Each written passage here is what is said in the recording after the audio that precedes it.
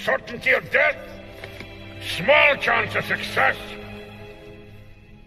What are we waiting for?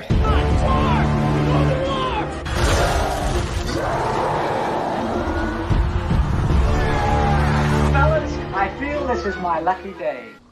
Brilliant.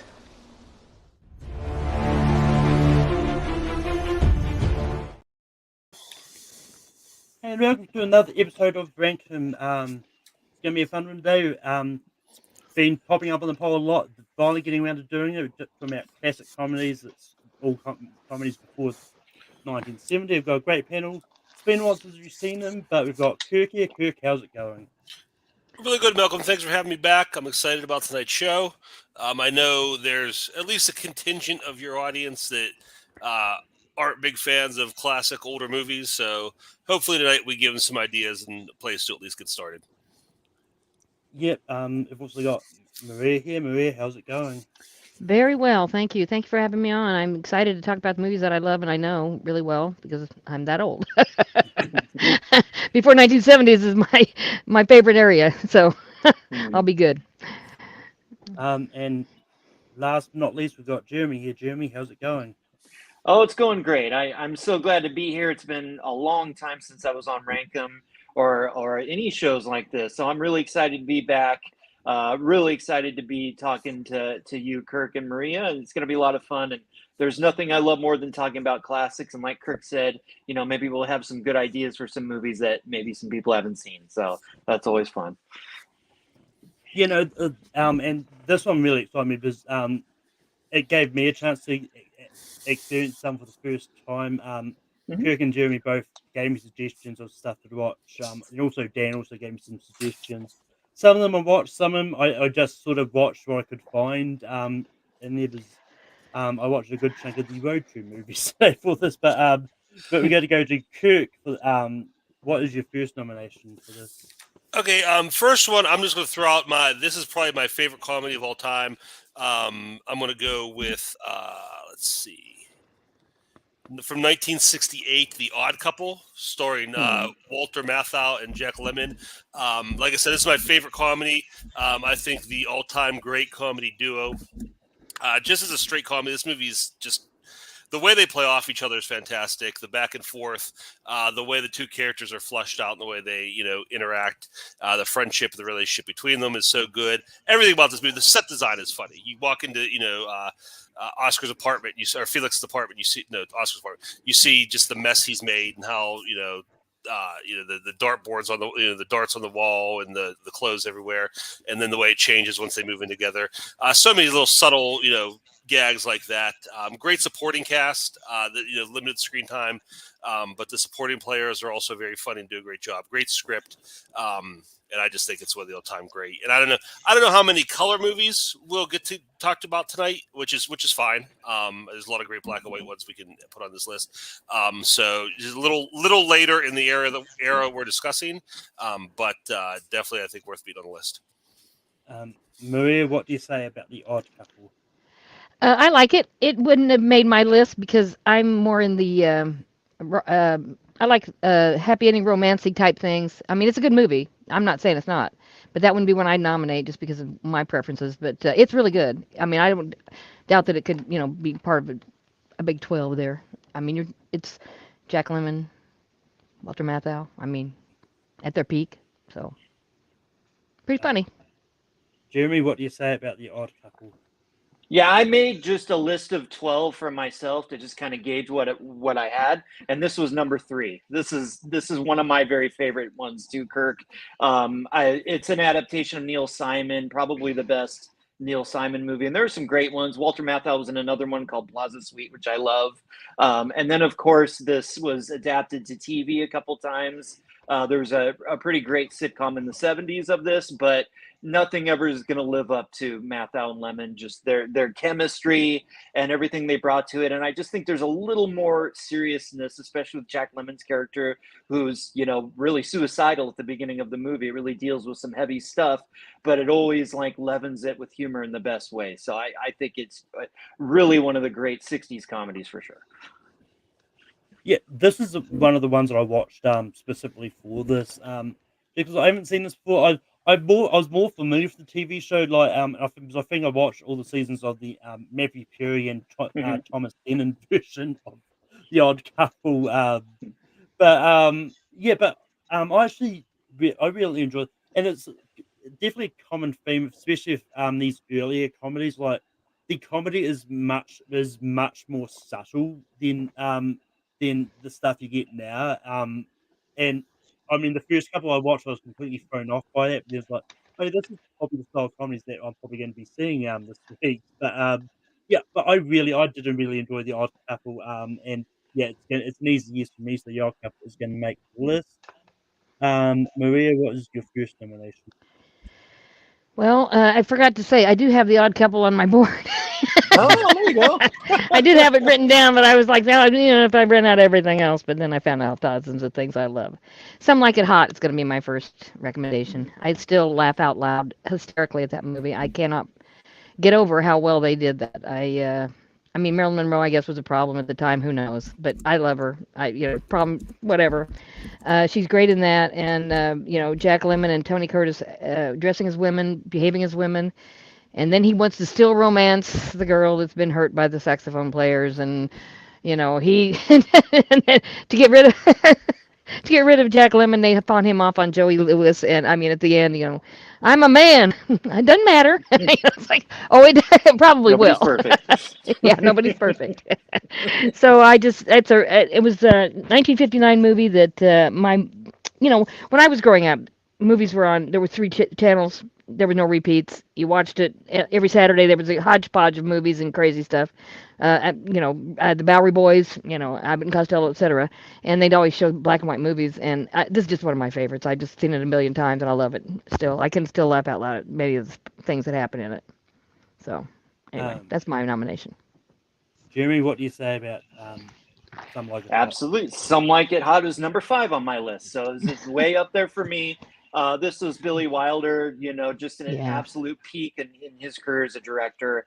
The 1-2 punch of this and then The Apartment in 1960 is just incredible. There's just a lot of little touches I love in this one. I love that they're being chased by the mob. It's just such a wild danger to inject into it. I love that, when Tony Curtis's character basically pretends to be the rich guy to woo Marilyn Monroe. He's doing a Cary Grant impression because he and Cary Grant had just made a movie called Operation Petticoat, and he would mock Cary behind his back and make fun of him the whole movie. So then he was like, "Well, I'll just do that in Some Like It Hot." So yeah, it's so funny. Again, nobody's perfect. One of the all-time great closing lines in any movie. Yeah. So absolutely a great pick.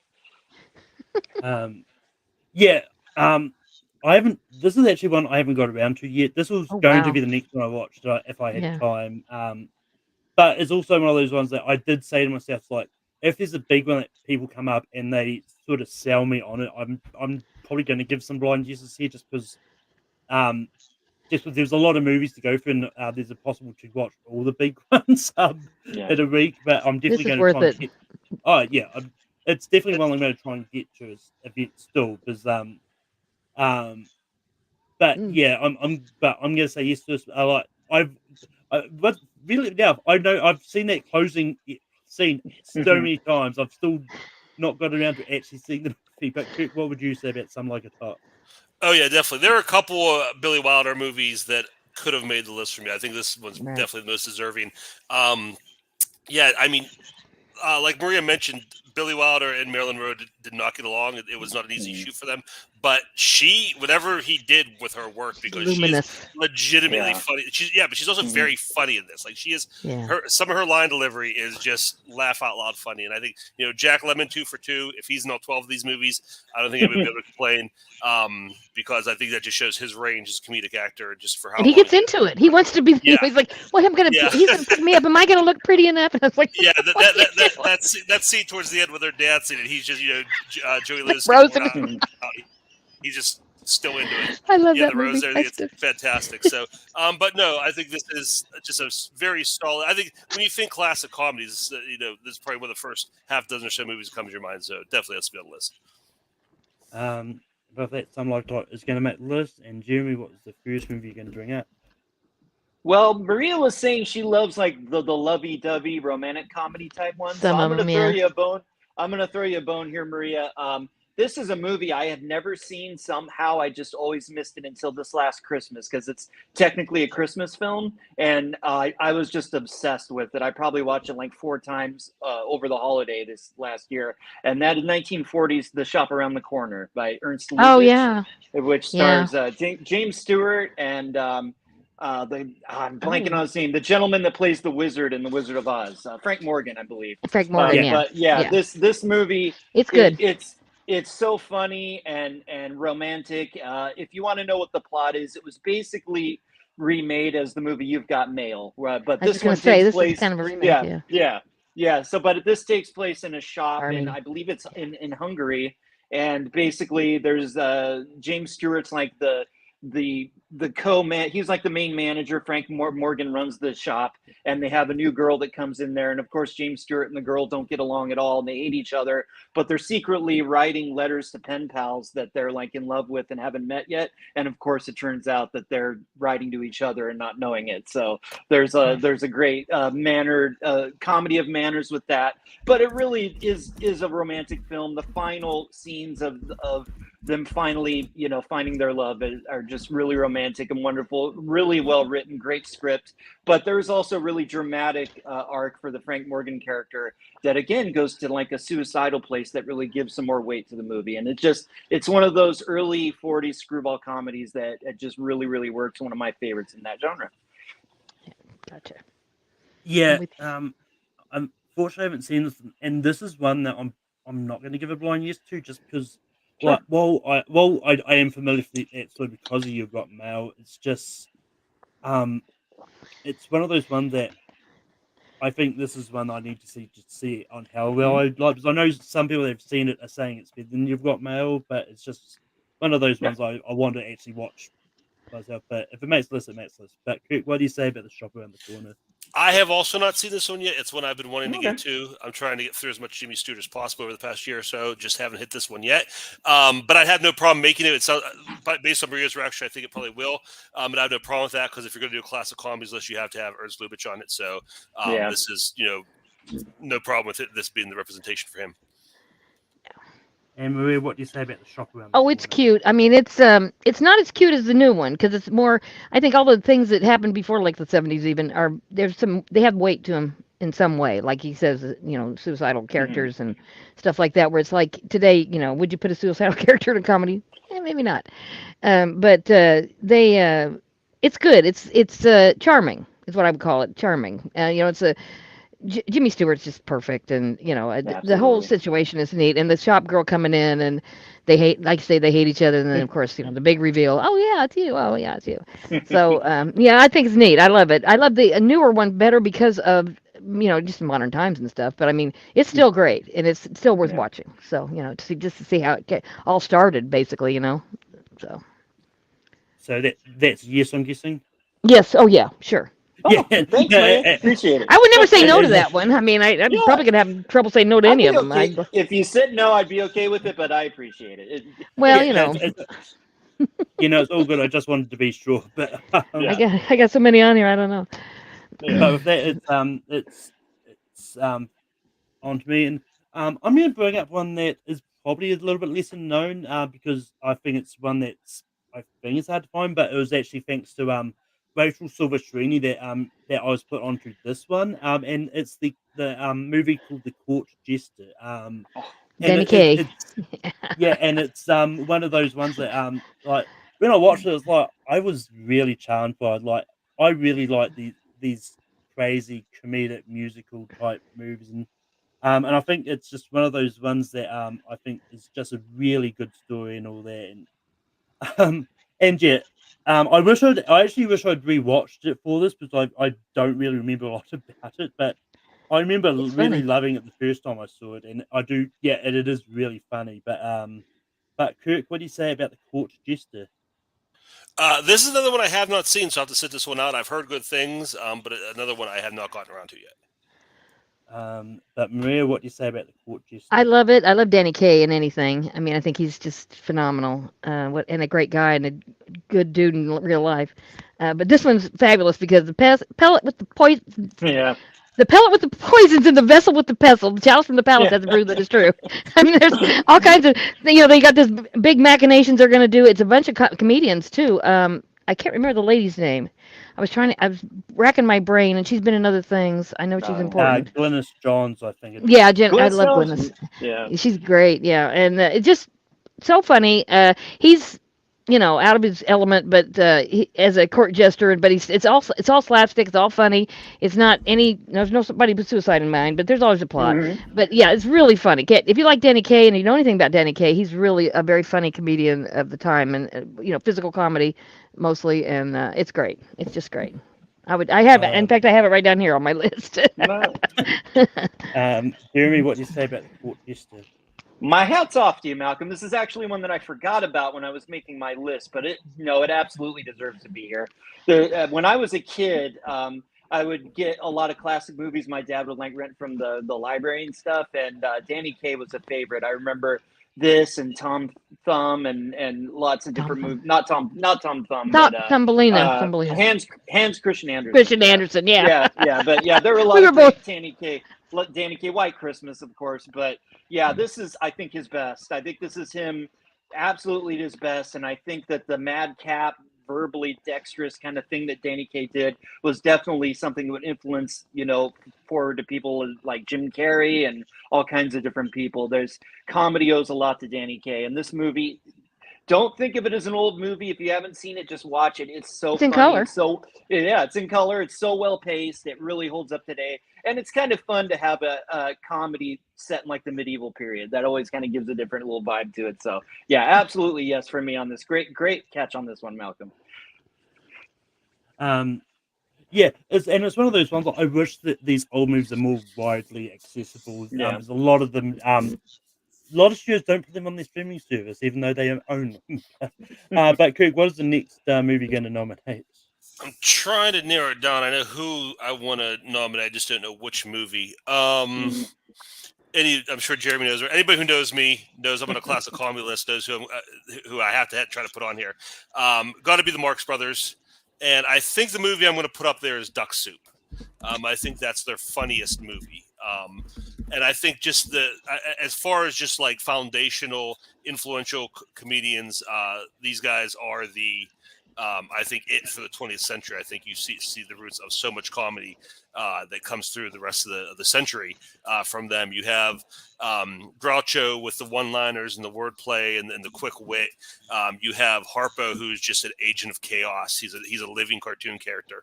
And then you have Chico, who is like just a classic kind of showman. You just mix all those different kinds of comedy together, and you have so many great bits in this. You have the musical numbers. You have, like I said, you have the lemonade scene where they're just terrorizing this guy for no reason. Like I said, just complete chaos, just tormenting that guy, making this guy's life miserable. But this is just the real like kind of edgy comedy they did. And I love it. And like I said, I think I think their comedy still holds up. And like I said, whatever kind of comedy you enjoy, you're probably going to find some level of it here. So Marx Brothers, I think, definitely needs representation. Like I said, I think Duck Soup's their funniest movie. Maria, what do you say about Duck Soup? I say I'm sorry. It's good, but I wouldn't nominate it for the best of the. If I have to pick 12 before 1970, I don't think it'd make it for me. But that's because I'm not a fan of like the Three Stooges either. I mean, I think there's that kind of humor, that kind of. I mean, they're fast. Marxes are not like the Three Stooges. I know that.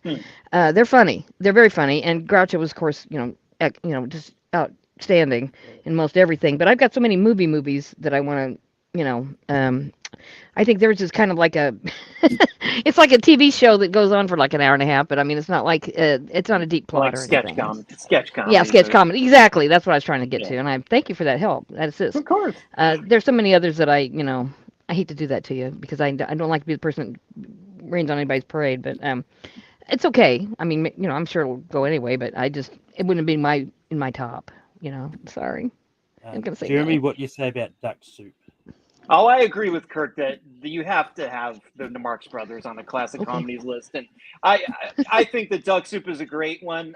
I will counter a little bit just by saying there are certain movies of theirs like Animal Crackers, like the earlier Yeah. ones, that I absolutely think are just sketches. But I think Duck Soup and A Night at the Opera and some of the movies that they were getting a little more refined, the films, I think it does have a little more of a story of an arc. This one is a political satire with Groucho like becoming the president of a crazy country and like declaring war for no reason. I think it has a great satirical message that even kind of holds up today, and I think that it propels forward a little better than just like a sketch. So I think it's great. It's actually my second favorite next to Night at the Opera, but Oops. I would say any one of those two, I'd be happy to have on the list. Not at the Opera was the other one I was heavily considering. Yeah, I think Yeah. any one of those two. I mean, I think we should have one, and yeah, Duck Soup's a great one for me. So Okay. it's a yes.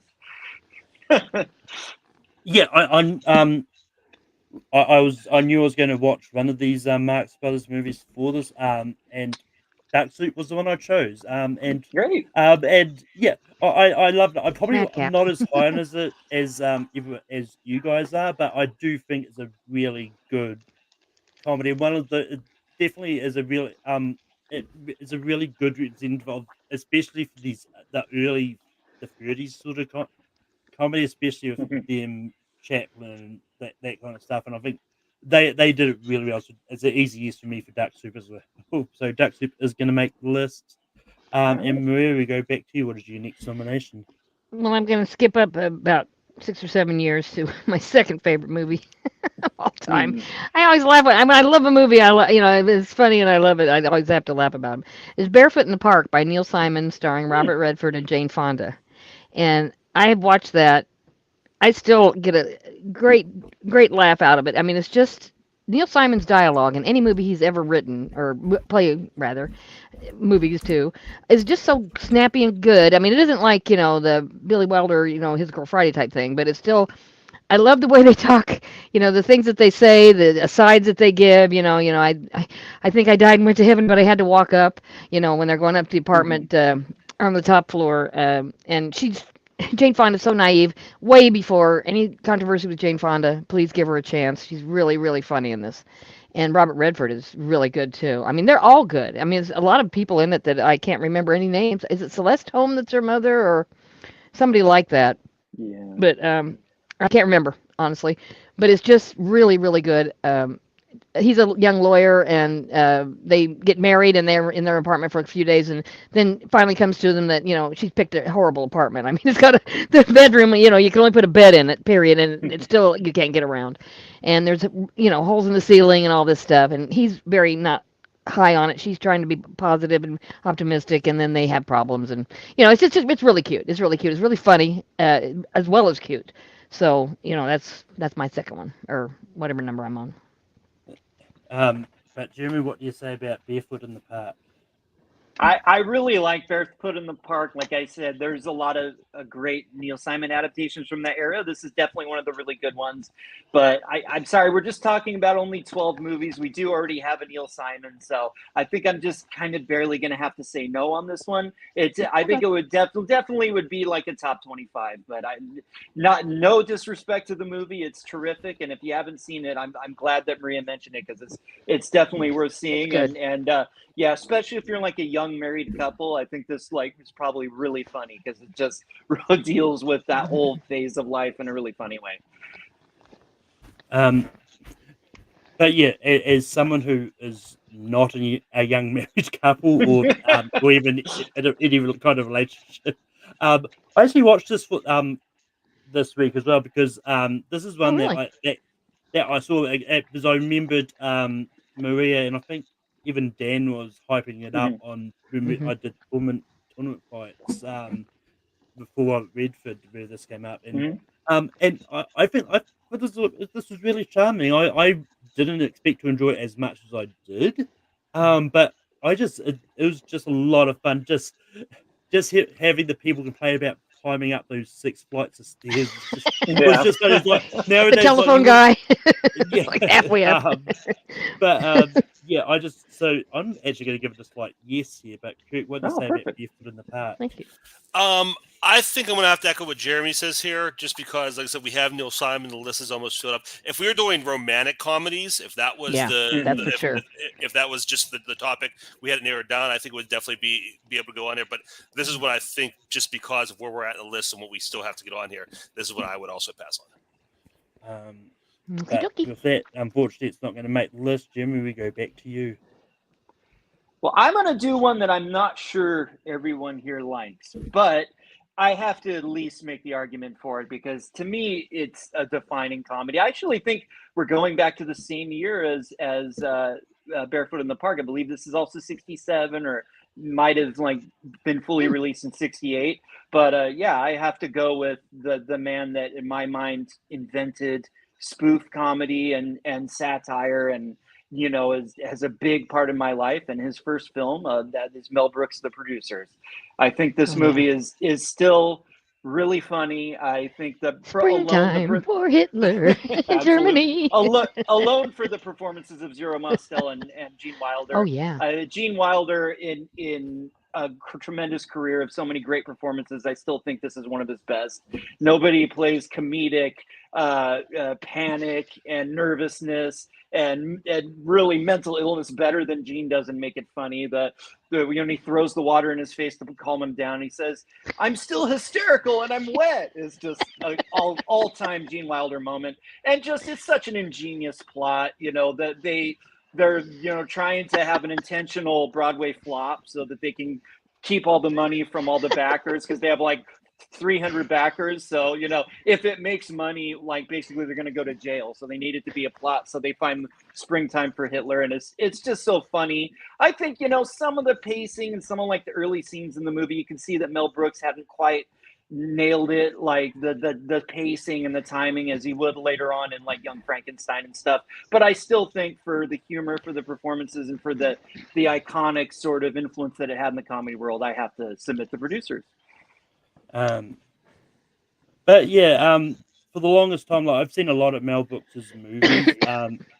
The Producers is one for the longest time I'd not seen. It's like, but I finally got around to actually seeing it here because I was only familiar with the musical version with Matthew Broderick. And this might be a hot take, but I actually prefer Matthew Broderick as Leo Bloom over Good too. Gene Wilder, but I do still think Gene Wilder's version is good as well. But yeah, I still really love the movie. I still think it is just as entertaining, and yeah, and it's one of those ones like I can definitely see why they decided to actually make the musical from this. Yeah.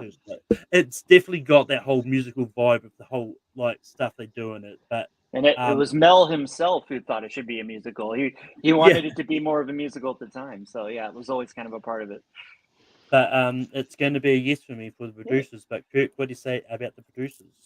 Yeah, this is one I had overlooked, but I think it's a great choice. Like Jeremy said, having Mel Brooks on the list, I think another foundational, comedic mind. I'm not a big fan of direct spoof, those kind of movies that he does, but I think his more original stuff like this is just brilliant. I think he's great. I think it's the best stuff he does, and this is definitely one of his best movies. I'm not sure he doesn't have a ton. Is this the only one that would be eligible for this list, Jeremy? Yeah, because his second movie was 1970, I believe. Yeah. So no, I'm glad we could squeak him in here. So I'm going to give this one a yes. And Maria, what do you say about the Producers? Oh, no argument for me. It's a great movie. I mean, it's not my favorite Mel Brooks, but it is right up there. I mean, they're all great. Young Frankenstein is my all-time favorite. I just love that one so much. But there's nothing like The Producers. I mean, once you hear Springtime for Hitler, you just can't, you can't forget that. And it was ingenious. I mean, he's just, they wrote for their show of shows and Sid Caesar and all those things. And, those guys were great writers, Neil Simon and him and everybody else in that era. And, that's kind of gone, but it's okay. It's okay. It's at a time. Still on film. We can still see it. So yeah, I definitely would vote yes for that. The fact the Producers is going to make the list, and it's back to me, and I'm going to go for another one that I watched for the first time for this that I've heard a lot about that. I didn't know about how I would think, but once again, it stars Mickey Rooney.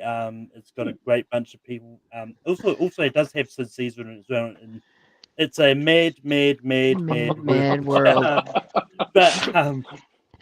But I Wow, want you to do this. I you want you to do spent that. And some she busts her time, ass. Malcolm. You were watching some long ones. Those are really good. yeah, Those are funny as hell. Yeah. yeah. No, It's I've heard right a there lot on about. my list. I mean, this is one You of beat the me. ones I've heard a lot about. I did not realize it was 3 hours long. But Or at least, it kind of flies though, doesn't it? I mean, maybe oh not for yeah, you, but it did for me. it definitely flies. And it's one of those ones like because there's also many different versions I found out. It's like the general release is about like 2 hours 40. Then that Criterion Collection one I think was over 3 hours, and then there was another extended cut done by Stanley Kramer. So I'm not too sure which of the versions is the one that I found. I'm thinking it was the Criterion Collection version, but it doesn't matter because it's still a real. I still really enjoy it. It's just I was laughing a lot more than I thought I would have. But it's just seeing all these characters finding all this crazy ways just to get to this money that they found, The big and W. it's one of those Big yeah, W. and it's one of those ones like um the only movie I'd seen similar to that is the um pseudo remake Rat Race that came Rat out race. in the 2000s.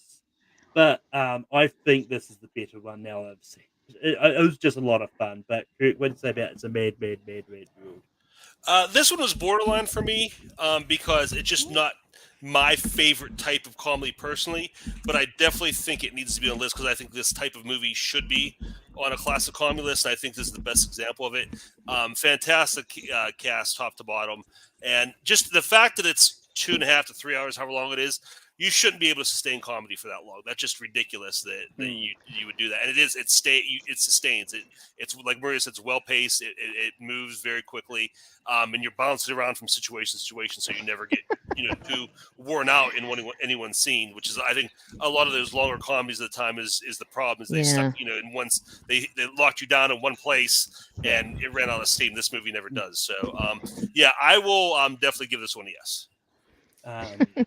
Marie, what did you say about it? I love this movie. I was going to nominate it if somebody else hadn't. I love everybody in it. And, Mama, I'm coming for you, Mama. I mean, it's just like comedy misunderstandings. It's just so crazy. And they get in these different, with guys flying the plane, the guy dies. I mean, it's just all kinds of stuff happening. It's so many people that were famous then. And it's probably was really hard to get them all together. And Spencer Tracy as the lead, who is, not who we think he is, but it's still great. It's still, it's very funny. I would recommend it to anybody if you got 3 hours. And if you like kind of slapsticky stuff and maybe some, dialogue that, it's up and down kind of ish.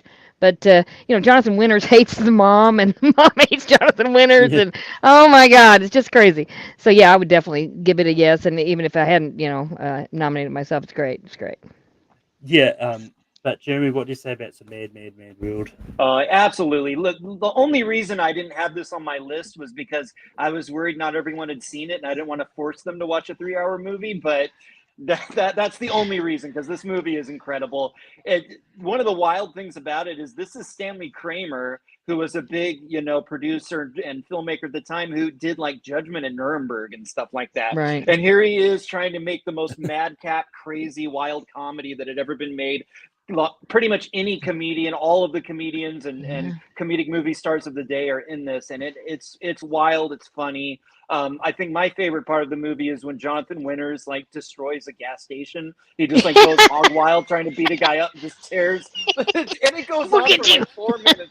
It's 4 minutes of just carnage of him destroying this thing, and he's like a man. It's so funny. It's so funny. And I just have to say, I don't know what it is, but I'm always a sucker for these movies. This obviously spawned the genre, but any people going across the country trying to find some money and wild madcap things. There was one Gumball in the 70s Rally. there was one in the 70s called Scavenger Hunt that I loved, and then I do really like Rat Race too. So yeah, this is it. But this is the granddaddy of any of those. So absolutely yes for me. Yeah, I mean, I'm not going to bring it up, but there was also another one. I think it might have been the same year, but The Great Race is also another one. Oh, The Great Race. I was going to mention that too. That was my grandfather's favorite comedy. He loved The Great Race. Yeah, Blake Edwards. That's a good one too. If you want to watch another madcap 3-hour comedy from that time. I mean, just looking at the cast. Another Jack Lemmon too. Jack Lemmon is so funny in that. Yeah, he plays like a mustache twirling villain, and it's so funny. Yeah, I mean, just looking at the cast, it's a made movie. It was like pretty much the Oppenheimer of the '60s, where you just got everyone who's anyone who says it. You got Three Stooges, Carl Reinders, and there's like they're all like these. The Great Race, it has like a 10-minute pie fight in it. That's what I was remembering the most is the pie, pie in the face on thing. And on and on and on. They were definitely trying to capture the Mad World vibe again. So there, it's a made movie. Does make the list. Kurt, we go back to you for your next nomination. Okay, yeah, talking about comedy that is foundational, that's inspired so much other work. We brought up Marx Brothers. I'm going to go back even further. I'm going to go back to the silent era. And there are a couple people I think who deserve to be represented on this list. And we got some spots left. Hopefully they could all get on. But the only way I can narrow it down was just picking my favorite movie from that era. So I'm going to go 1926 Buster Keaton, The General. If you haven't seen the movie, it's during the Civil War, and there's a train that has to be stopped for whatever reason, and he has control. And the movie is constantly moving. It's honestly, when I watch this movie, I think of Mad Max Fury Road, because it has that same kind of propulsive feel. Where you're literally constantly moving, and all the action is taking place on this train while it's moving, while you're propulsing forward. And just so many great bits. And you think about what Buster Keaton did, and all these guys did, but I mean, he was probably the best at this particular. Just doing stuff live in camera, at risk to his life and physical well-being. With a train, he's acting doing all these stunts and everything on this moving train, and just crazy to think of, the way that came together. So, like I said, Buster Keaton, I think, needs to be on this, is one of the people who needs to be on this list. And I think, like I said, this is personally my favorite movie. Maria, what do you say about The General? I love Buster Keaton. I'm not familiar so much with this movie as I am others. But what a guy! What a all those guys back then, Harold Lloyd, all those guys took physical risks that we would not even fathom today. I mean, drop a house on me and let me stand in the doorway and hope to God that it goes right where it's supposed to be. Are you kidding me? I think they're great. I'll say yes for this one, but I probably will not say yes for any more of those guys, because I mean, there's a lot of them. I mean, if you guys are going to give Harold Lloyd and all these other people, from that era, it's going to be tough to get people from other eras. I'm trying to pick one from each time zone up to 70. That's fair. But I think he's great. I would give it to him just because I love him. I mean, but I just can't believe the risks they took. I don't get it. I mean, I would like to be on film too, but my God, no. So anyway, yes, it's a yes for me for that one. Sure, for him. But Jeremy, what do you say about The General?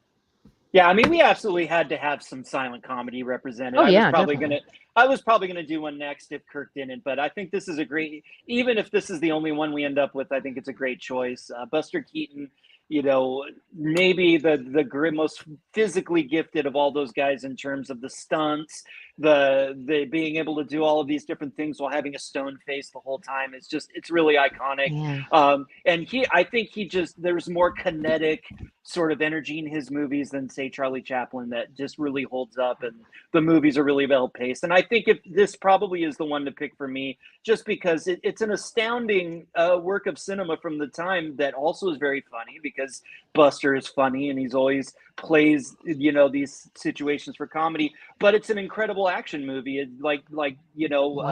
Buster, like Kirk said, it's almost that the whole movie is this train chase and trying to stop the train and then having to turn the train around and go the other direction, and then they actually crashed a train for this movie. Like, you didn't just have CG, you had to actually wreck a train, and Buster Keaton had to do that. And if he wasn't in the right place when they crashed it, he totally would have died. Like, it was like the mathematics of having to do all that and take risks. And it's incredible. There's a lot of different ones. Like, I love Harold Lloyd. I love some of the great Chaplin movies. There's a lot of different ways you could go, but I'm totally happy with The General being here, so that's a yes. Nice. Yeah, I mean, I did watch the silent movie for this. If it comes up, I'll mention it. But yeah, it's one of those ones that it also came to my attention that I don't have the attention span to focus on a silent movie as would have used to in the past. So I didn't try to watch any more. This would have been one I would have tried to get to if I I think decided. Keaton and Lloyd you would do better with. Their movies are really well paced, Malcolm. Um, Yeah. oh, it's not so much the pace; it's just more keeping my attention on screen while with not hearing anything Yeah. at all. So You can't. that's You more gotta what I watch meant. somebody true. standing when a house falls on him. It's kind of you gotta Yeah, pay attention. That's for sure. well, yeah, no, I totally get it. I probably would have given it a blind yes just because I know enough about Buster Keaton's comedy and stuff, just from watching various like Watch Mojo videos and stuff where they've talked about his stuff. But yeah, it was gonna make the list regardless of what I said. But the Dean was gonna make the list. Maria, we go back to you for your next nomination. Well, I hope that somebody, I don't know, maybe this won't make it through, but it's from the 40s. And it's one of my favorite things ever to watch Bob Hope and Bing Crosby in the road movies. My favorite is The Road to Morocco. Them and it was every Saturday. Like I said, this is a nostalgia thing for me. I'm not saying you guys should vote on it if you don't feel it, but they're funny. They're just funny. They're just the stupid things they get into, the stupid situations.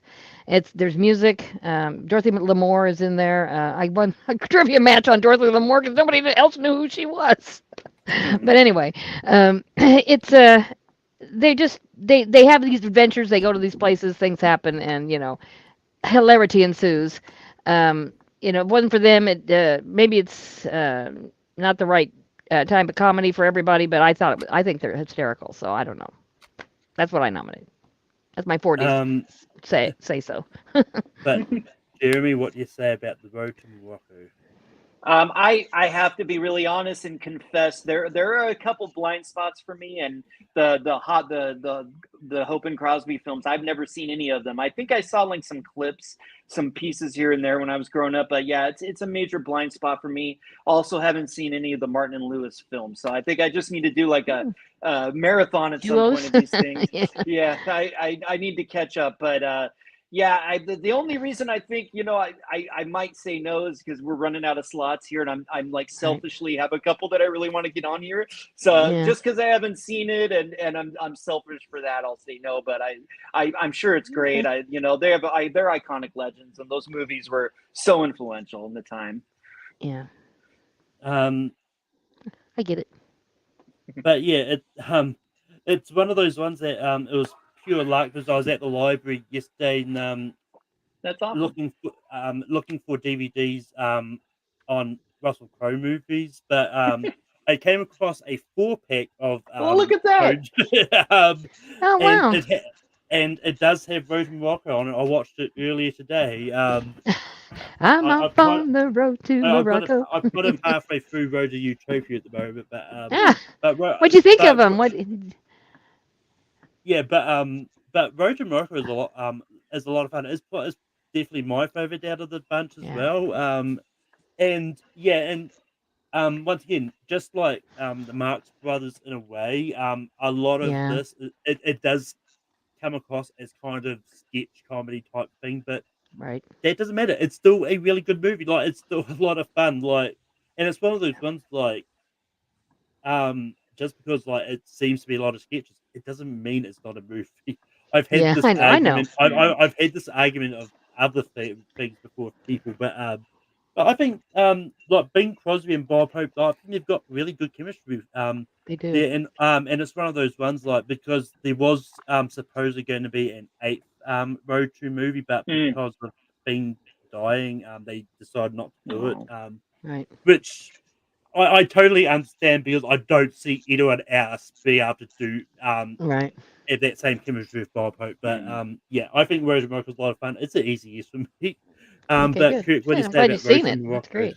I'm in the same boat as Jeremy. I haven't seen them, so I will abstain from this one. Yeah, I mean, hoping there's not. I think there's enough name recognition between them, but I will sit out the vote. But yes, unfortunately, Road to Morocco isn't going to make the list. And we go Sorry. back to Jeremy for the next That's okay. nomination. I give up. Nobody likes no, my no, movies. no. Oh No, it's no. okay. It's I okay. It's I okay. like them a lot. Yeah, it's okay. I got you. Yeah, I think we're kind of running out of spots, so I'm gonna go to my top two here, and I'll hit my number two. I don't think you can make this list without having Frank Capra on it. I think that he's, my one of my favorite directors of the era. But most of his movies are a little like there's comedy, but they're a little more on the serious side. But the one time that Capra went for just all out balls to the wall, straight screwball comedy, based on a popular play of the time, was the film Arsenic and Old Lace.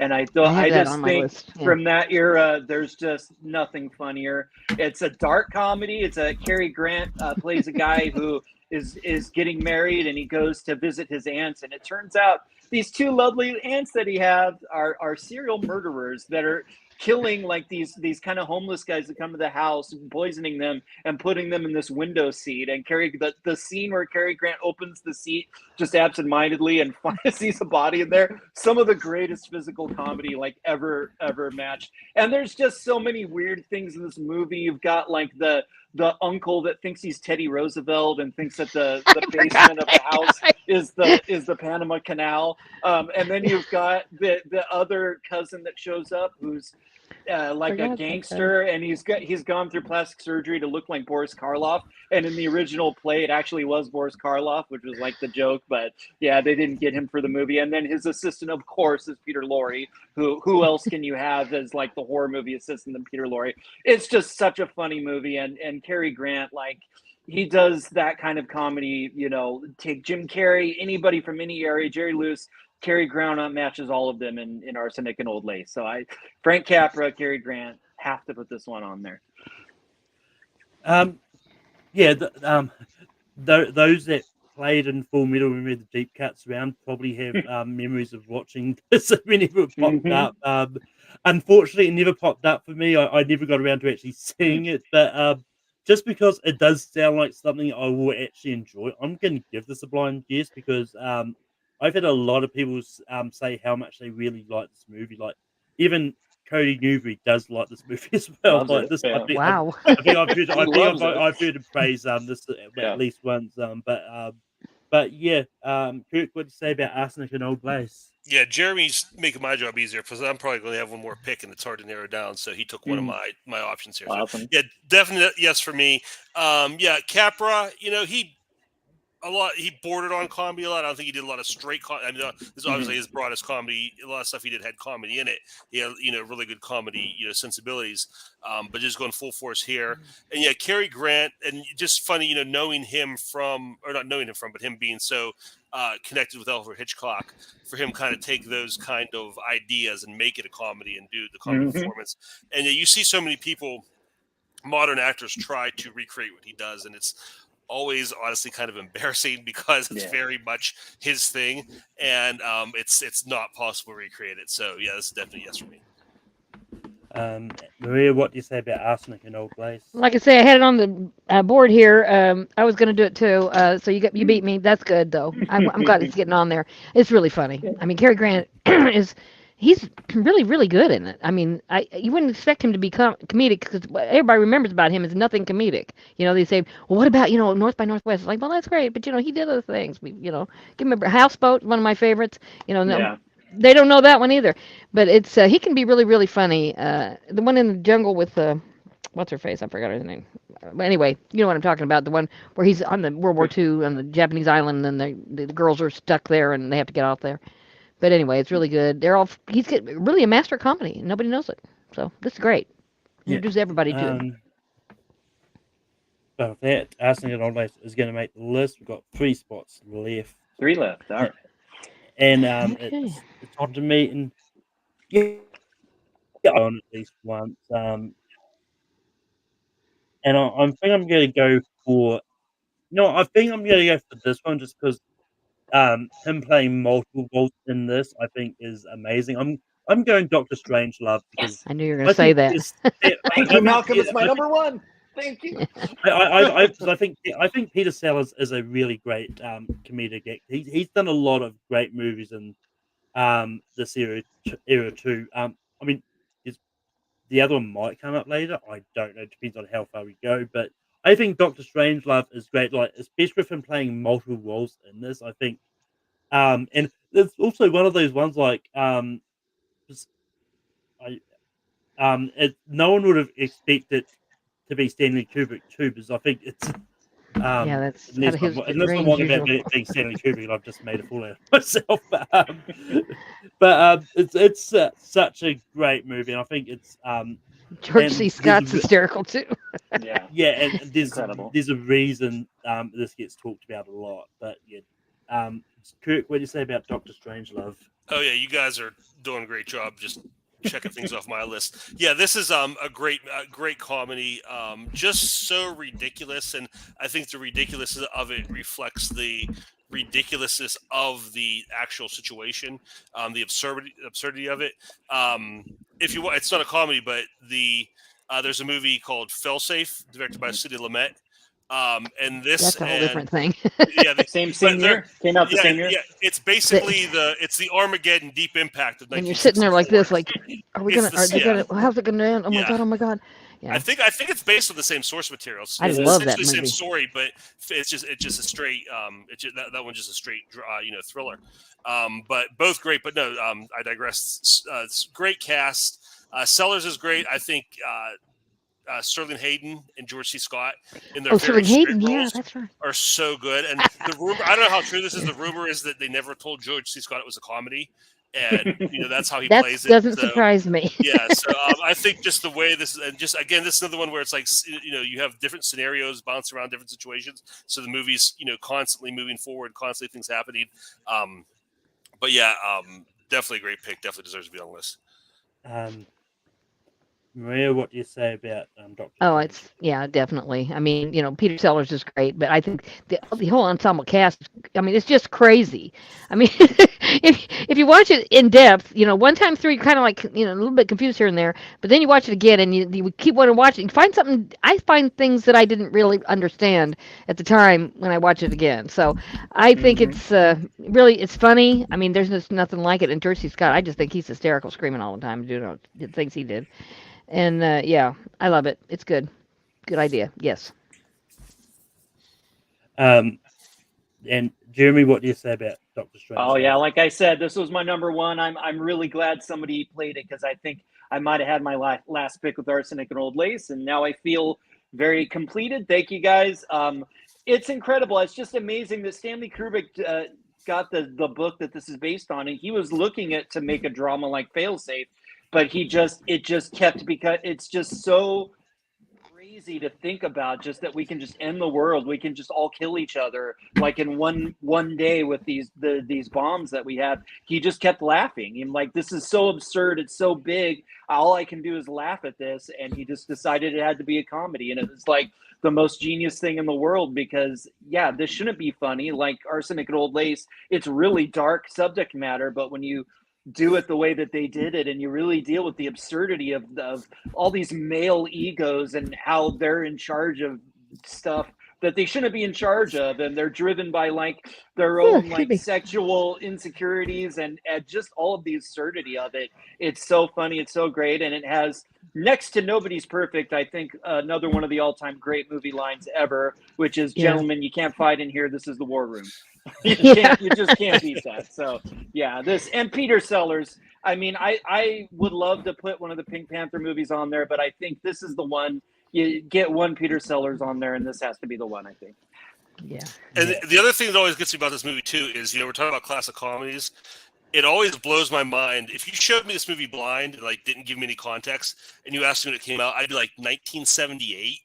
Yeah, I mean, absolutely. The fact that this and My Fair Lady came out the same year just completely blows my mind. Wild, yeah. My other thing is young James Earl Jones in this movie, which always blows my mind. He's one of the guys on the plate. But with that, Doctor Strange is going to make this list. Kurt, we'll go to you for your next nomination. Okay, everything that I had to have on the list is on here. Stuff I nominated, some of the stuff you all nominated. So I think all the must-haves are here. So I'm going to nominate something fun. throw it out there, see what happens. Movie that I love. It's very like personal to me. Just did a rewatch of it over New Year's because it's a New Year's type of movie. I'm going to go with The Thin Man, starring William Powell and Myrna Lloyd. It became a series of 6 movies. They play a detective couple, and I don't know if you qualify it as a cozy mystery, but I'd say it's definitely low stakes. Usually the story takes back seat to the two of these characters. And William Powell and Myrna Lloyd, I think, are, again, two a comedy tandem and just a film tandem that need to be recognized. The chemistry between these two is off the charts. Just the snappy one-liners and then just talking to each other. And I love the relationship, especially for this time. They're equals, or at least I think as equal as a couple could be in this time period. She, at least in this film, and later ones it gets a little wonky. They change directors and things kind of go south. But in the original movie, they're equals, and they really love each other. There's a real passion between them, but also William Powell's character is essentially a functional alcoholic, and they play with that, and they play with him like flirting with other girls, and her flirting with men. But like there's a bond between them that's just a really great connection, and they're funny. Their banter back and forth is just fantastic the whole way through. So again, I don't know who's seen this. I don't know how you guys feel about this, but it's a movie that I love, and that I think I'm glad I at least got to talk about it if it doesn't get voted on the list. But I want to bring it up, so I'm gonna go with The Thin Man. Somewhere out there, Andrew Barr's ears perked up. Oh, yeah. He's so happy right now. Maria, what do you say about The Thin Man? I don't like The Thin Man. I don't like Nick and Nora ever. I just don't think they're funny. I don't think they're. Sorry, that's not my jam. I did have to go through it all with my parents, and I was like, okay, great. But no, it's not funny to me. So I'm sorry. I'll say no, but I know everybody else say yes. So you're probably pretty good chance to be in. So. Jeremy, what do you say? Yeah, this was one that would have been one of the next ones down the line for me. So it's a yes for me. Like Maria, I think this was a movie like the Thin Man movies. My dad showed me a lot as a kid, but I loved them because my dad always showed me murder mystery stuff. I think he read these books too, and I think they're charming, and I think it's kind of quaint to go back to an earlier time where you could have two characters be drunk all the time and it was charming, like Nick and Nora. They're always south, and I just think it's like if you did it now, it would be like a horrible tragedy of these two alcoholic rich jerks, but somehow they made it charming and it works. And and I just love the series. The second one had Jimmy Stewart in it in a really early role, and if you haven't seen these and you like mysteries and you like that kind of screwball stuff from the 30s, check them out. I definitely think they're worth a watch. I actually haven't seen The Thin Man, but I've pretty much heard a lot about it from everyone that's seen it, from like when Aaron J and Christina did it on their Digesting Cinema podcast, when Andrew Barr just speaks, it always ends up coming up in conversation. We could be talking about Daredevil, and somehow Thin Man comes up. He'll find a way to work it in, but based on everything I've heard about it, I do think I'll like it. I'm going to give this a blind yes. This is another one that I did want to get to, and maybe eventually I will watch it along with the rest of the series. But it does sound like one of those movies that I will like, because I do like mystery movies. I do, and I do like Jimmy Stewart, so I'm going to go for a blind yes on The Thin Man, which does mean that we've only got one spot left. All right, Maria. Maria, what is the movie you're going to bring up? I'm afraid to nominate anything. I don't think anybody will like what I like. No, we will. I was going to say, well, I had down Gentlemen Prefer Blondes, but we've already done Marilyn, so I think I need to move on from that one. My other one that I had, and it's iffy here for you guys, would be, and to represent the children of the world, The Parent Trap, the original with Haley Mills. I can hear already that's not the most favorite thing of anybody's, but it's really funny. I loved it because I was about that age when I saw it, and the idea of twins being taken to a camp and finding each other after they'd been separated pretty much at birth from, one parent took one parent took the other, and not knowing each other, not knowing that they were actually related, and then finding they were, then switching places. It's pretty funny. It's not at all like the ones that are later, which I don't know why they, came down from what they were doing, but it's an entanglement one. There's also, I forgot his name, Brian, whatever his name is. Brian Keith. Brian Yep, Keith, Brian that's right, Keith. that's right. Yeah. He's the dad, and then there's the mom whose name isn't it Maureen O'Hara or somebody like Maureen that? O'Hara? Yeah, absolutely. Yeah, okay. And then Haley Mills is doing a great job with two different kids, and it's just funny. I think the situations are funny. They get them trapped. They try at camp. They're brutal to each other, but then when they figure out who they are and they're going to switch places, it's funny on each end of trying to be the kid that you're not, and they finally just have to give in and get them together. So anyway, that's one of my favorites. It's 1961. But I can see there's many more. That's the one that came to mind the most because I watched it a lot as a kid. So there you go. So there you go. That's my only Jeremy, one. what Yeah. do you say about the original Parent Trap? Well, Maria, I know we don't know each other that well yet, but you're always going to have me at Disney. I'm most people know I'm a huge Disney guy, and Yeah. I was myself thinking, what Disney movie can I get on here? And you know what, this Yeah. one is a great choice. So I'm absolutely a yes on this. Oh, well, thank you. Maureen O'Hara and Brian Keith give like legitimately great performances as the parents, and it's one of the first like they got divorced, but let's get them back together. That would become like something we'd see again and again and again in family movies going into like the 80s and 90s and stuff. But it started here, and nobody ever played it better than those two actors. And yeah, I think Haley Mills is wonderful. She's great in so many She's of a the Disney movies. great actress. Pollyanna and Pollyanna's my all-time favorite. yeah, I don't know it's what so year that one great. was. So And that darn anyway. cat. Yeah, so many. That's another one I think is so funny. Those 60s Disney movies are really funny. I have a couple more I mentioned in honorable mentions, but this is a great one. And I even think about the fact that there's so many like family comedies of the era with children is kind of the there focal were a point. lot. And I think this is a good one to represent that. So yeah, Okay. wonderful choice, Maria. Thank It's you. a yes for me. Thank you. I keep thinking about when she did that. They did each other to the camp. They put strings and glue and syrup and all this stuff. Oh my God. Yeah, they're brutal. Yeah. Yeah, no, the Parent Trap I watched for the first time for this, just really? because it's one of those ones like I was going through Disney Plus like, oh, I completely forgot about the Parent Trap, and some of these like, I've seen the remake of a lot of them. I just haven't seen the original before, but yeah, I did like the original. This isn't my favorite Haley Mills movie that is around the same time Yeah. frame.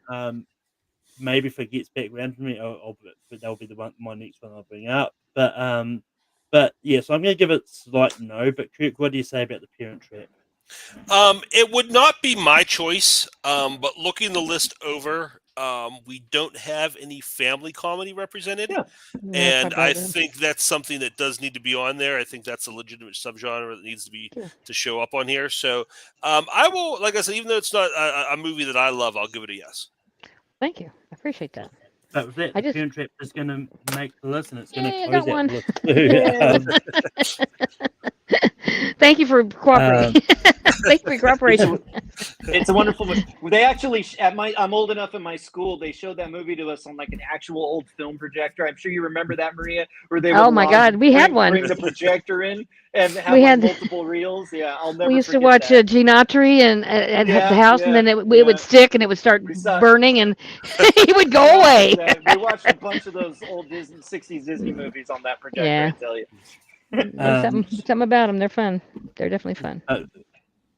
But that, just to recap what we've got on the list, we've got the Odd Couple, we've got Some Like It Hot, we've got Shop Around the Corner, we've got the Court Jester, we've got Duck Soup, we've got the Producers, we've got It's Mad, Mad, Mad World, the General, Us and Good Old Days, Dr. Strange Love, the Thin Man, and the Parent Trap. But Jeremy, what are some honorable mentions that you had?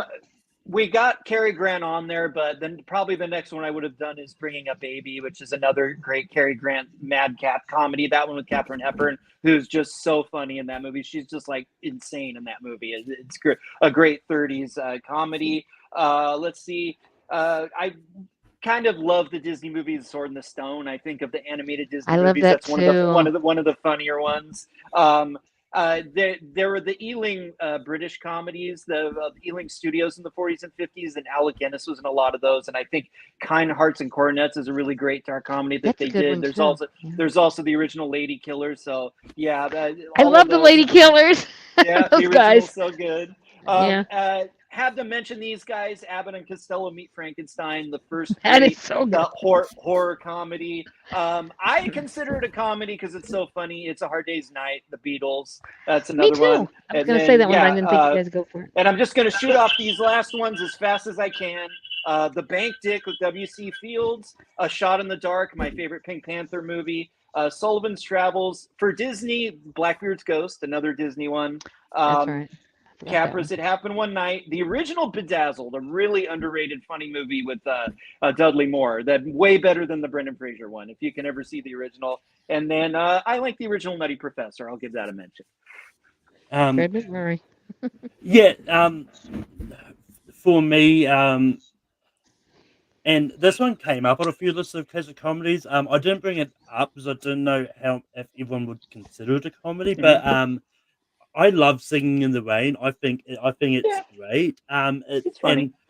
But I didn't bring it up for that reason. I thought, well, if someone was going to bring it up, they would have done it really. That's the reason I didn't do A Hard Day's Night, because they're just thought of more as musicals. So yeah. But that's got such great dialogue. I mean, anyway, go ahead. Oh, yeah. The Great Race, I really love. We've talked about it. The Apartment is I really enjoy. I hate the ending. I don't know if we got any Hepburn on here, but I think Charade is really funny. Really good. And look, despite the controversy of Mickey Rooney, I do think Breakfast at Tiffany's is funny. My favorite of the Disney family comedies is actually the original That Dumb Cat. It's so funny. That's the one I would have That brought up movie if is it so got funny. back to me. Edwin is so funny in that. Yeah. And I mean, look, say what you want about the original casino, the non-canon Casino Royale. I do think it's great.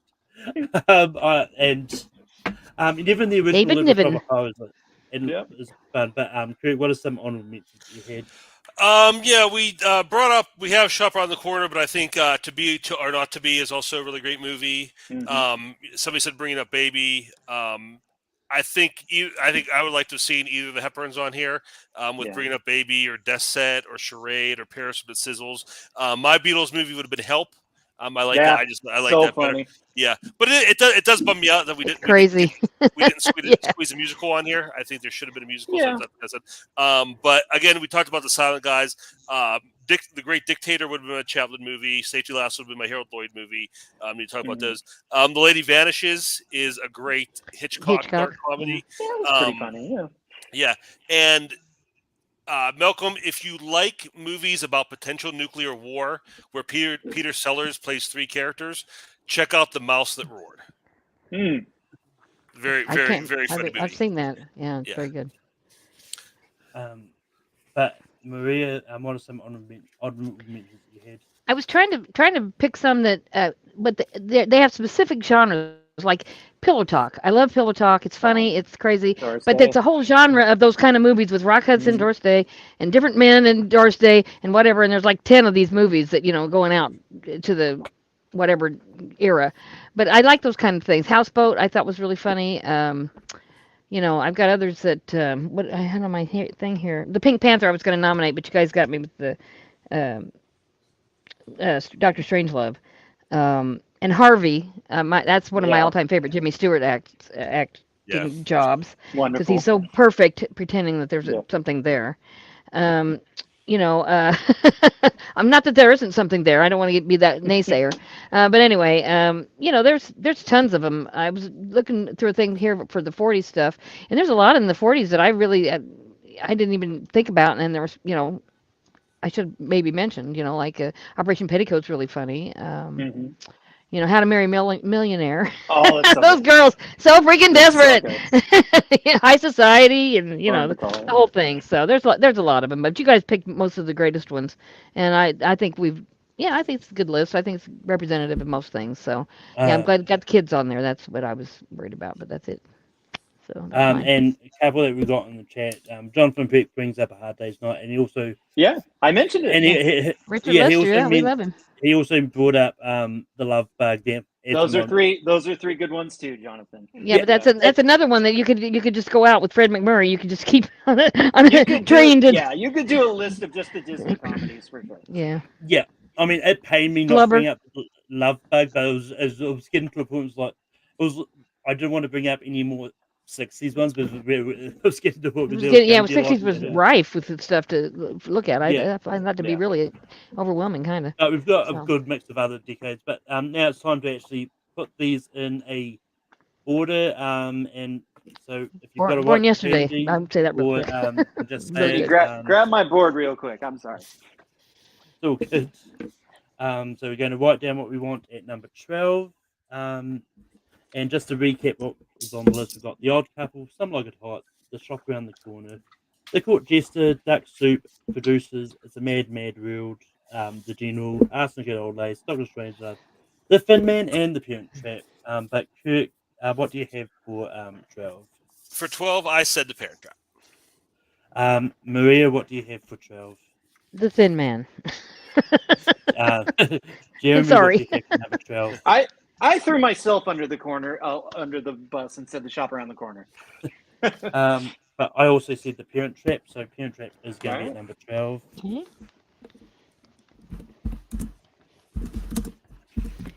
I should have had that all written out, but I didn't. Oops. So 12.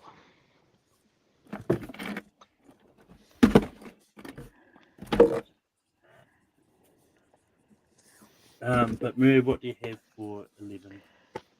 11, The Thin Man. I'm going to keep at him until he gets down there in the bottom. You guys don't have that. We do whatever you like. Jeremy, what do you have for 11? I'm going to stick with Shop Around the Corner. I actually went the General. But Kurt, I said Shop Around the Corner. All Shop Around the Corner is going to be at number 11.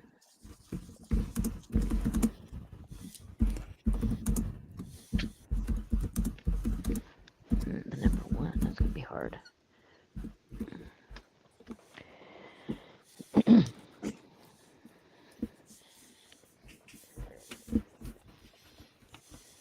But Jeremy, what do you have for number 10? I'm going to throw Maria a bone and say The Thin Man. Thank you! You're welcome. Sticking with the General, but Kurt. I said The Court Jester. And Maria. Thin Man. Yeah, all right. Thin Man is going to be at number 10.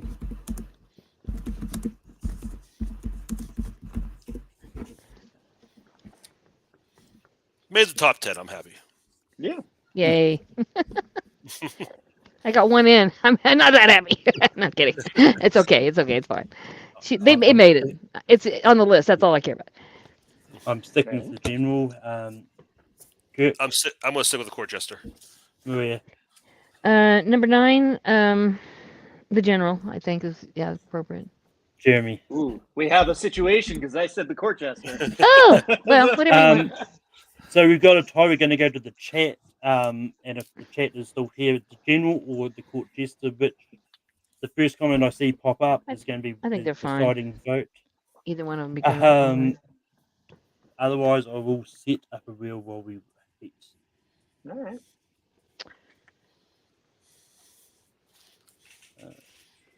There's another movie, Fancy Pants. Bob Hope and Lucille Ball. Yeah, that is really funny. Too bad I didn't do more research. But I'm on my computer here. I'm like, all right, already. General, just.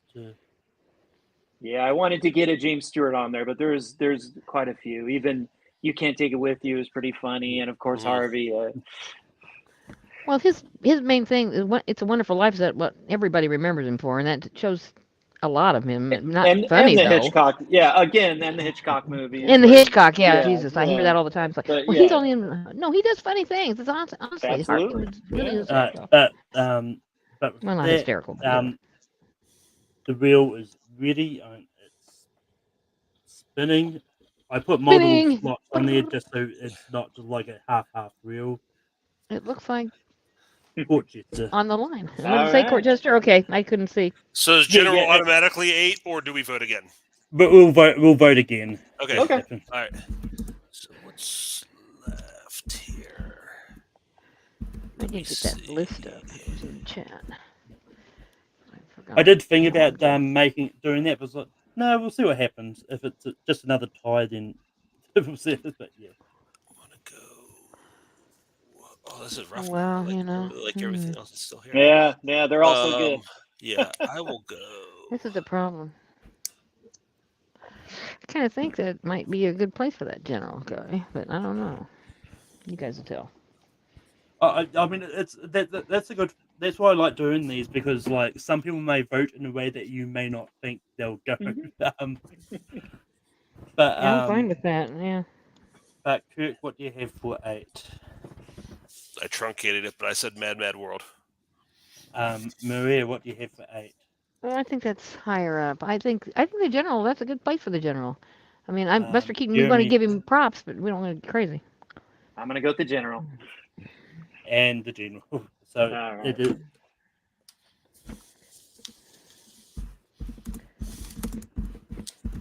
I wish I could have this smaller.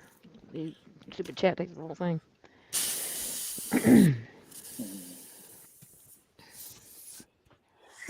Am I next, Joe? I think you are. Yeah. No, I think as far as voting first, Yeah, who I votes mean, for? it's. I think it's Maria next because I voted for. Me? Okay. Yeah. Oh god. Oh god. Oh god. Oh god. Okay. I'll put duck soup because that's not far down, but it's not right up there at the top either. Jeremy, Right. what do you have? I'm gonna go Mad Mad World. Jeremy. Sorry. I went the producer. It's not my movie. I'm just kidding you. Yeah. And I also said Mad Mad World. And Mad Bad Words. That's fine. You got to have sandwiches and cokes and all kinds of stuff right with you for that one. You got to, because you don't want to get up. Yeah. Because it takes Time forever. investment. Yeah, absolutely. All right, I think I'm first. Yeah, Yeah. I'm gonna go. Hold on. Let me get my. Yeah. I have it written. Malcolm, I'm gonna go duck soup on this one. Duck soup. I'm sticking with the producers. Kirk, I'll also go producers. Maria. Oh, no, duck soup. Producers Oh, are. we need another wheel. We need another wheel. Yeah. That's one of the most culturally significant comedies because it's still here, and he's still here after all those years. He sure That's is. amazing. He's probably I'd lonely say- now. I'd say the Marx Brothers are pretty culturally significant. Well, yeah, I was about to say. Yeah. I mean, He knows about him right now, though. Ask Mel Brooks about the Marx Brothers and see who he tells you. Well, I'm is sure he would think culturally that, yeah. significant. But I mean, your young people aren't going to know the Marx Brothers from Adam, but well, they know well, the, I mean, they know the it's one of producers. those- I mean, I would argue that both of these movies are still talked about a lot today. Well, they're absolutely, fine. yeah. I'm not trying to argue Yeah. about it. I'm not Oh, trying yeah, to yeah. be No, obstructionist I or get anything. it. But the wheel was ready and it's spinning.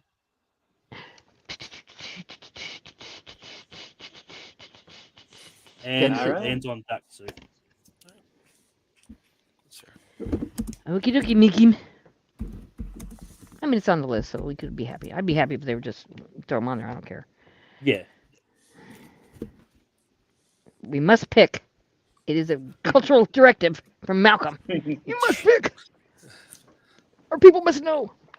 I mean, it's one of those ones like as Bibbs and Whitney says, like sometimes list like it's just a list of recommendations, but Yeah. this I think it's great, ranking though. is yeah. Oh, it is. It really is. Because a lot of It's people fun, don't know right? anything about the. I hear people all the time asking me like, "Well, what do you mean by that movie? What are you talking about?" I'm so, well, oh my God, let me tell you about it. You know, so why not? But anyway, I'm going the producers. Kirk, I said the producers. Maria, Okay, the producers.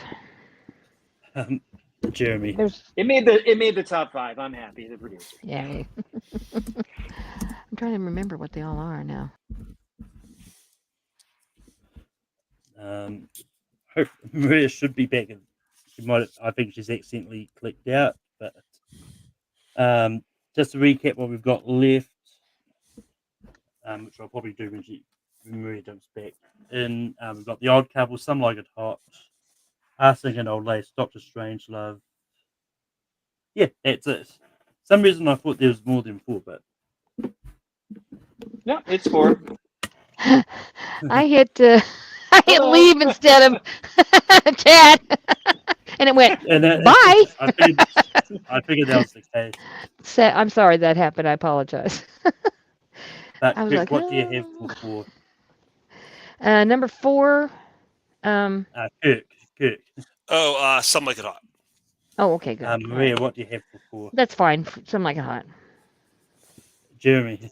Something Like It Hot. I actually would have gone Arsenic and Old Lace, but Some Like It Hot is going to be 4. I forgot about arsenic, but it wouldn't make any difference. This is literally my top 3 now. I got my top 3 out of that. Yeah, it's not. Yeah, you can't be unhappy with what's left. Absolutely. Oops, and I almost wrote the wrong movie in the banner. I forgot. But, I'm afraid to look.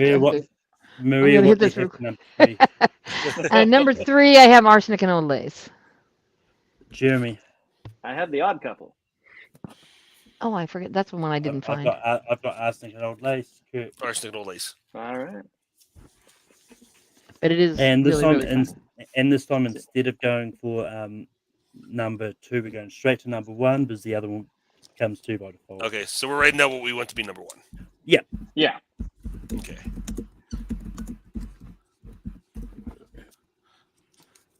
It's Jeremy's turn, I think, right? Yep. I was tempted to write the whole title, but who has time for that? Doctor Strangelove.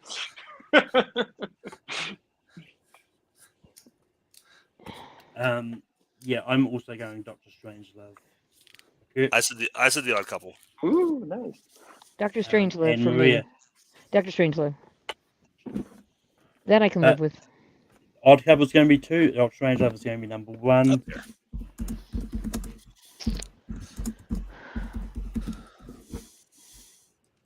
Pretty good. I'm so happy. Great list, guys. Yeah, it is. Yeah, it's all list. Yeah, really good. Yeah. Good It's list. it's hard to have like a stinker from when you're going back to the classic. Yeah. Yeah, it's a lot like doing the 8, the 9. They don't want to watch them because they're in black and white. I'm like, there's nothing wrong with black and white. Jesus Christ. Well, I have a 14-year-old stepson, and he loves like Alfred Hitchcock and stuff. So you never know. Well, good for Yeah. him. So, you can get them in. They're more susceptible than you think sometimes. My daughter took a class in college on Alfred Hitchcock, and I never hear the end of it. You know what this means that's here? awesome. The significance of this bird being in this place at this time. It's like, I like the movie, leave me alone. The Yeah. scissors in Spellbound are very Oh, significant. yeah. She was trying to tell me about Rear Window something the other day. I'm like, stop already. You're like been out of college for 20 years. Leave me alone. I think she and I would get along. Yeah. She likes the details. But with that, recap our top 12 movies from the classic comedy. At number 12, we've got The Parent Trap. At 11, we've got The Shop Around the Corner. At 10, we've got The Thin Man. At 9, we've got The Court Jester. At 8, we've got The General. At 7, we've got It's a Mad, Mad, Rand World. At 6, we've got Duck Soup. At 5, we've got The Producers. At 4, we've got Some Like It Hot. At 3, we got Arsenic and Old Lace. At 2, we got The Old Couple. And number 1, we got Doctor Strangelove, or How I Learned to Stop Worrying. Yay, there's the title. I think I butchered the title. I love don't it. know. No, It's close. you It's got a it. long No, title. that's Yeah. it. Yeah. Or how I learned yeah. to stop worrying and love the bomb. You almost got Oh, I don't think it all would have fit otherwise. It's great. It's worth it. All those are worth it. That's great. Yeah. That's great. I'm That's going great to watch list. these movies now. I mean, Yeah. it's still shorter than the full title for Borat. I'm really going to see The Parent Trap in a few minutes here. I was just thinking about it. I'm like, I think I want to see that real quick here. But Before I go to that bed. is the end of ranking for this week. Next week, we'll be back to our usual day on Sunday. We're doing top 12 Russell Crowe movies. But Kirk, we can be find you online. On Letterboxd, Kirk Cowell down in the corner there. Kirk Olkowski, however you want to look me up. I think I'm there both ways. I'm on other socials, but Letterboxd is what I care about. Maria, we can be find you online. I am going to have some match on Fandom on the 22nd, which I've forgotten exactly what it is. but I'll probably lose it, no problem. But anyway, it's thank you for having me. This was fun. I enjoyed it. Picking out things I love to talk about. That's fun. I mean, it's not. I'm not going to get lose by points. I'm going to lose by somebody else not liking it, but it's still great. It's still fun to talk about them. So, thank you, Malcolm, for having me on here. And Jeremy, we can view for you online. Jeremy Paul Adams on Facebook and YouTube, and I believe my info is Adam79 on Letterboxd. I've been more active there lately, so you can try to find me there. And you can find me on Letterboxd at Melkor. Pretty much all my socials is Melkor because I'm not cool enough to do something fancy. But you can also find me hosting Rankum every week. I also host Full Metal Trivia as well. We're almost near the end of the tournament. I decided to do a big tournament on my own. I do not know why, but we're almost ending it. It's the end of it. Doing great. But yeah, and I pop up in various places and do other things. You're all over the place. Exactly. But yeah. But until next time, just keep watching movies and enjoy life. Because why not? Take her away, Ian. Yeah, take it away, Ernie. It's going to be a bumpy ride.